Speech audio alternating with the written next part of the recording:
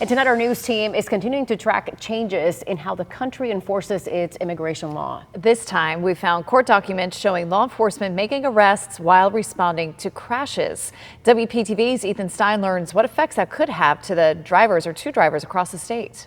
Across these 6 pages, a Border Patrol agent tells a federal judge about how they detained an undocumented man from Guatemala, saying a Florida Highway Patrol trooper responded to a vehicle accident. Then after citing the driver with traffic citations and performing a record check, the trooper takes the man into custody and transported him to the West Palm Beach Border Patrol station. People don't want to make the phone calls anymore when they know that could be the result. We showed the criminal indictment to immigration attorney Richard Huber. He says detaining undocumented migrants from car crashes gives people a reason to avoid calling law enforcement. People don't want to call the police. People take off from scenes of accidents, which I see a lot more, and I've seen for years, but it's certainly going to start gauging up more in terms of the fear of reaching out. Highway Patrol is not normally able to enforce the country's immigration laws, but 287G agreements deputize troopers to detain individuals without needing ICE or Border Patrol physically on scene.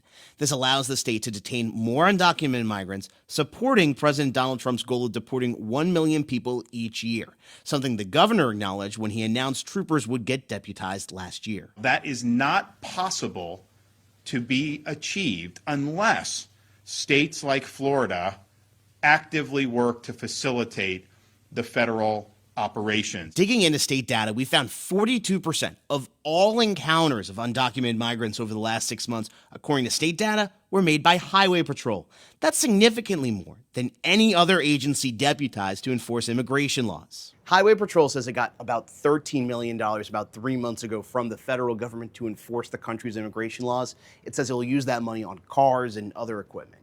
In West Palm Beach, Ethan Stein, WPTV News.